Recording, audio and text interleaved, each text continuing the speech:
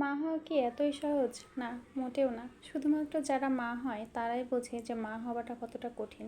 শুধু যে বাচ্চা খালাস করেই মা হওয়ার দায়িত্ব শেষ হয়ে যায় তা না, বাচ্চা হবার পরেও অনেক দায়িত্ব থাকে। আজকে আমার বড় মেয়ে কিট্টি, সে কিন্তু মা হয়েছে। আর তার প্রেগনেন্সির ফুল টাইমটা আমি তার সাথে ছিলাম। আজকে কিট্টি ডেলিভারি হয়েছে আর আমি তার ছোট ছোট ক্লিপ রেখে দিয়েছি স্মৃতি হিসেবে। তো কিট্টির ডেলিভারি পেইনটা শুরু হয় একদম আসরের আজানের পর থেকে। তো অনেক কষ্ট পাচ্ছিল।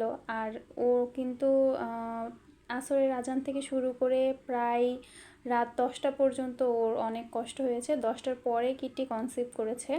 বাট তার আগ মুহূর্তটা আমি সর্বক্ষণ কিট্টির সাথে ছিলাম। শুধু আমি না, আমার ফ্যামিলি মেম্বার যারা ছিল সবাই কিট্টির সাথে সব সময় ছিলাম, যে ও যেন কখনো একা ফিল না করে। আর আমাদের কাউকে না দেখতে পেলে কিন্তু কিট্টি ডাকতেছিল অনেক জোরে জোরে। মানে ও ভয় পাচ্ছিল, ও চাচ্ছিল যে আমরা সবসময় যেন ওর কাছে থাকি। আর ওর প্রেগনেন্সির টাইম থেকে শুরু করে ওকে কিন্তু আমি পেট মেজেলটা অনেক বেশি দিয়েছি। এটাতে অনেক ভিটামিন আছে। আপনারাও চেষ্টা করবেন বিড়াল যখন প্রেগনেন্ট থাকবে এভাবে ভিটামিন জাতীয় জিনিস বেশি খাওয়ানোর জন্য। আর কিট্টিকে কিন্তু আমি কখনো একা ফিল করতে দিইনি, ওকে আমি খুব আদর করতেছিলাম, বারবার হাত বুলিয়ে দিচ্ছিলাম।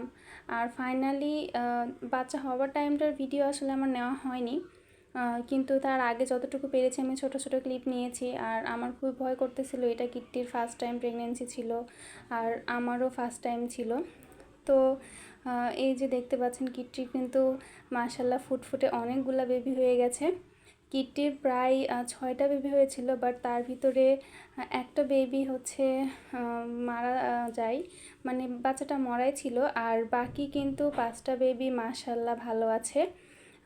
এই যে সবাই মিলে কিন্তু হবার পরপরেই কিট্টির দুধ খাচ্ছিল।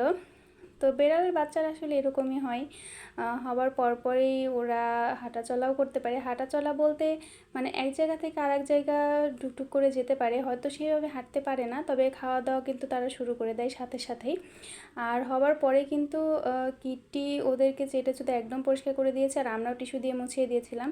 আর যেহেতু কিট্টির বাচ্চা হতে অনেক বেশি দেরি হচ্ছিল, সেই জন্য আমরা একটু ভয় পেয়ে গেছিলাম আর আমরা ডক্টরকে ফোন দিয়েছিলাম।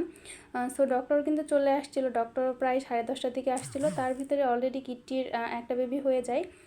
বাকি 4টা বেবি হচ্ছে ডক্টর এসে তিনিই বের করে। আর বাকি যে 2টা বেবি ছিল সেই 2টা ডক্টর চলে যাওয়ার পরে আমরাই বের করেছি, মানে কিট্টি আর কি করেছে। বাট আমরা কিট্টির সাথে ছিলাম। যেহেতু অনেক রাত হয়ে গেছিলো, প্রায় 1টার মতো, সেই জন্য ডক্টর আর বেশিক্ষণ না থেকে চলে গিয়েছিল। এই যে কিট্টির বাচ্চাগুলো মাশাল্লাহ কি সুন্দর করে কিট্টির দুধ খাচ্ছে। আর একটা এই যে মাথার কাছে নিয়ে কিট্টি শুয়ে আছে। আর যে মরা বেবিটা ছিল, এই যে এইটা হচ্ছে 5 নম্বর বেবি, এই 5 নম্বর বেবিটাই হচ্ছে মরা ছিল। এই বেবিটা আসলে অনেক বড় হয়ে গেছিলো, এই জন্য হয়তো পেটে জায়গা ছিল না বা এই টাইপ কিছু, সেই জন্য হয়তো এই বেবিটা মারা গিয়েছিল। আর বেবিটার কালার কিন্তু মাশাআল্লাহ অনেক সুন্দর ছিল, ব্রাউন কালার ছিল। আর বাকি বেবিগুলো আলহামদুলিল্লাহ আল্লাহর রহমতে সুস্থ আছে। এই যে তবে কিট্টি কিন্তু প্রচণ্ড হাঁপাচ্ছিল। আর ওকে হচ্ছে আমি একটু পরপর পানি দিচ্ছিলাম, স্যালাইন গুলিয়ে গুলিয়ে দিচ্ছিলাম যেন ও একটু শক্তি পায়। আর কিট্টি কিন্তু এই টাইমটা একটু খাবার দাবার বাড়িয়ে দিয়েছিল, কারণ ওর নিজেরও শক্তি লাগবে। এখন আরও বেবি হয়ে গেছে, বেবিরা খায়, তো কিট্টির কিন্তু প্রচুর শক্তি দরকার। তো ওকে হচ্ছে কিট্টি আগে একসাথে একটার বেশি মাছ খেতে পারতো না, বাট এখন কিন্তু একসাথে 2টা করে মাছ খায়। আর এখানে সেই যে হচ্ছে আমরা পরের দিনকে যে মরা বাচ্চাটা ছিল, সেই মরা বাচ্চাটাকে এখানে আমরা মাটিতে পুঁতে দিয়েছি। আমরা বাহিরে কোথাও ফেলে দিইনি, এভাবে মাটিতে পুঁতে দিয়েছিলাম। আমার বাসার পাশেই একটা জায়গা ছিল, তো সেখানে হচ্ছে হালকা করে মাটি দিয়ে মাটি চাপা দিয়ে বাচ্চাটাকে কবর দিয়ে দিয়েছি। আর আমরা কিন্তু হচ্ছে এখানে সাথে করে পুলুকেও বাইরে নিয়ে গেছিলাম, তো পুলু আশেপাশে একটু ঘুরে ফিরে দেখতেছিল। আমরা কিন্তু পুলুকেও কখনোই একা রাখি না, সবসময় ওকেও দেখে শুনে রাখি। আর শুধুমাত্র কিট্টিকেই কিন্তু আমরা বেশি ভালোবাসি না, আমরা পুলুকে অনেক ভালোবাসি। পুলু হচ্ছে আমার ছোটো মেয়ে বলে কথা। আর পুলু কিন্তু অনেক পাজি। তো সবাই আমার 2 মেয়ের জন্য দোয়া করবেন। আল্লাহ হাফেজ।